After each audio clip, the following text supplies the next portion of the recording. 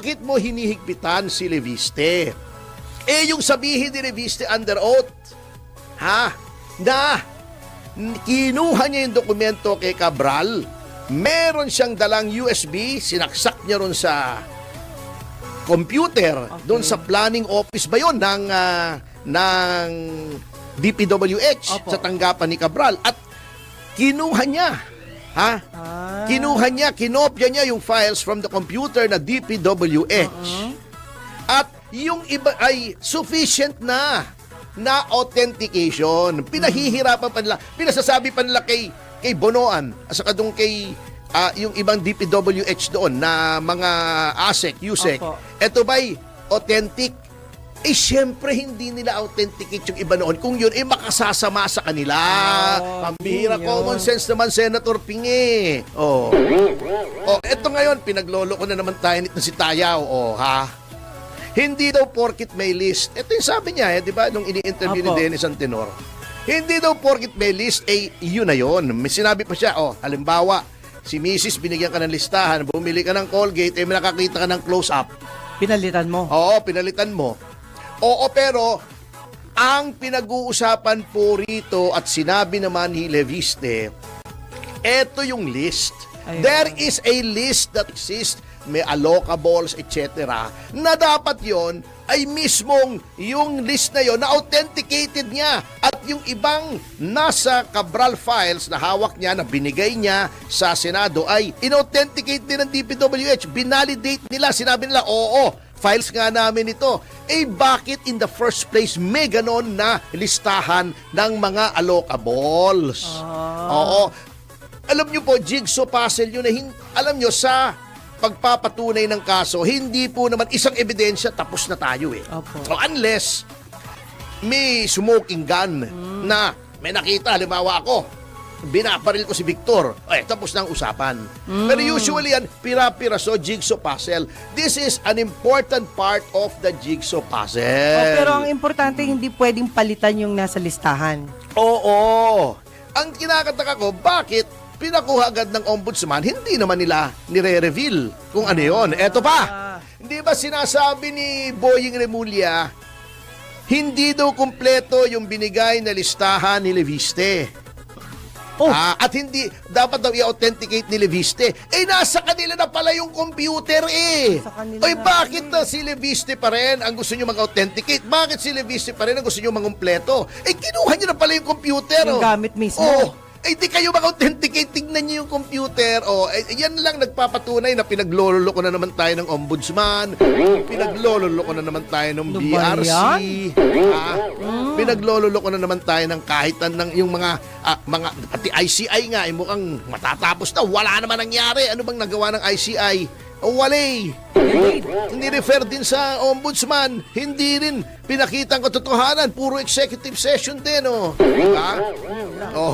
Ayun ang sinasabi ko din sa mga political analyst na ito. Kami pinagluloko nyo Sa akin, booking na kayo. Kaya mga kababayan, yung mga institute, council, foundation, yung mga congress for chu-chu-chu-chu, huwag kayo magpapaniwala dyan. Propaganda po yan. Ito si Edmond tayo, propagandist yan. These are propagandists.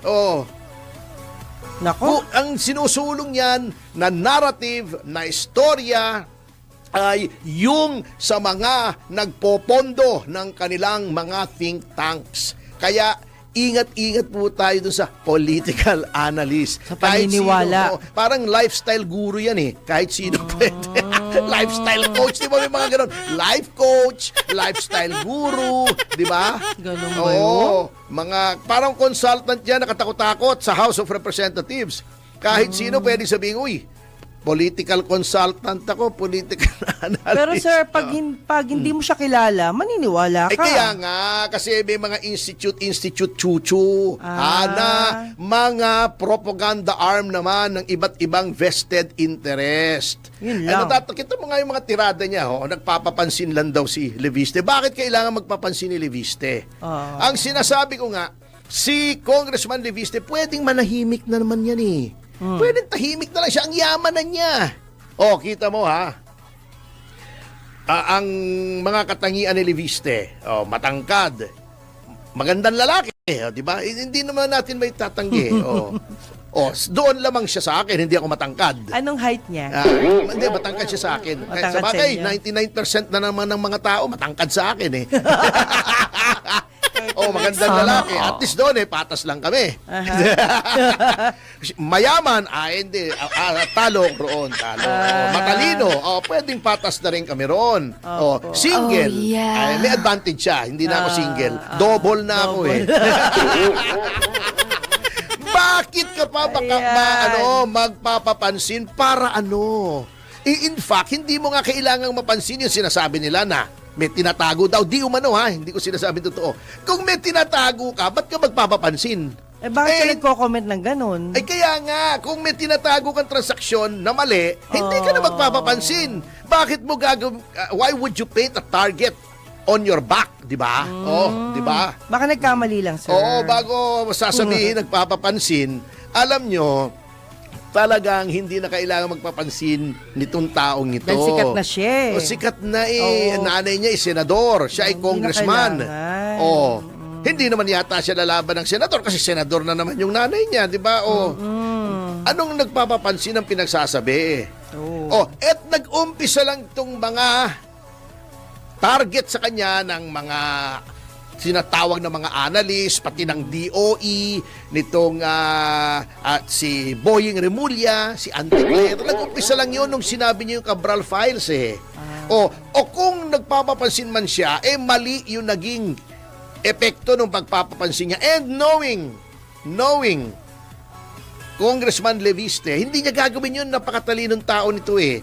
Hindi magkakaroon ng ganyan na assets yan, na yaman yan, na hindi naman niya tinatago, galing naman sa malinis sa paraan, at 32 years of age, kung hindi magaling ang diskarte niyan.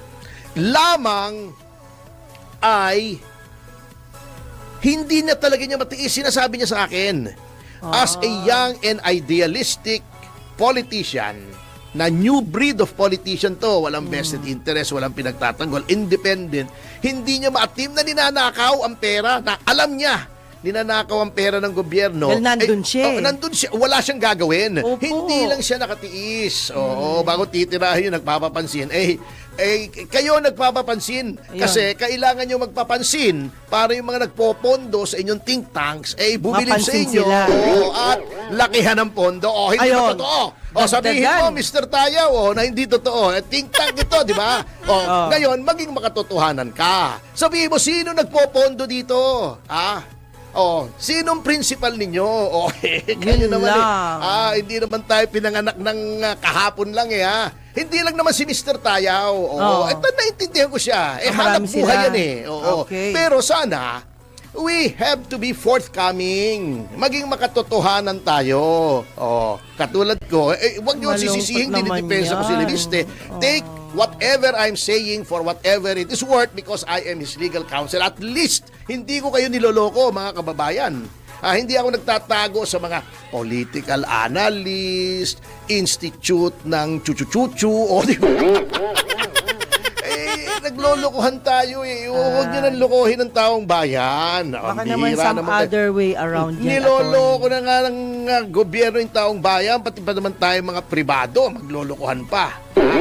Alam na naman natin yan. Kaming mga at sanay na rito, matatanda na po kami. Marami na, kung papunta pa lamang kayo, pabalik na kami, huwag nyo kami paglolokohin. Katulad dito, nabutan mo tagal na yung style namang yan. Yung mga institute na yan. Hindi naman bagong tugtugin yan. Sa bagay. Kumbaga sa music, panahon pa yan ng Victrola yung ginaganon. Bago may parang trompa. May trompilya, di ba? Ganon na yun Yung style na yung mga institute nitong si Tayaw, matagal ng style yan. Ang tawag dyan, style mo bulok. Oh my God. Yan yun. Ayan na. Kayo naman, institute pang sinasabi nyo. Marami pa kayong sinasabing, nako, wow. Yun lang, malungkot. Katulad dito, yan, gumawa ng ICI, wala naman nangyari ngayon, papatayin na. Di ba, ito, nag-announce na si Pangulong Marcos.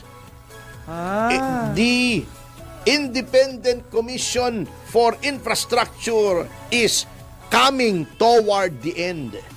Ayaw na. Kumbaga sa pasyente, terminal na. Naghihingalo na po. Okay.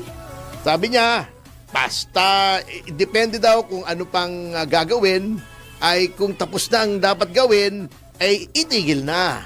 Ang problema, paano makakagawa? Mag-isa na lang. Siya? Yung Yung ICI? Di ba mag-isa na lang si Chairman Andy Reyes? Wala siya kasama eh. Wala na. Iniwanan na po eh. Oo. At kaya kumakanta nga siya nung isang beses daw habang naliligo. Sa aking pag-iisa. Oh my God. No, naalala ko tuloy. Sabi nga ni Pangulong Marcos, if the work is done, para sinasabi niya, sige na, tama na. Wala naman kayo nagawa eh. Sakit sa ulo. Saka wala na kayong magagawa kasi, at isa na lang. At ang ICI mismo, aminado, sinabi niya, nung Biyernes, last Friday na lumipas, sabi niya, wala naman kami magagawa ng isang miyembro. Kasi nasa charter niya, yung Executive Order 94 ba yun? Dapat ay isang chairman at 2 miyembro. Walang 2 miyembro, isang chairman. Siguro kung isang chairman, isang miyembro, baka pwede pa. Kasi si General Azuri naman, hindi naman siya miyembro eh. Special investigator siya. Siya yung pumalit kay Mayor Magalong.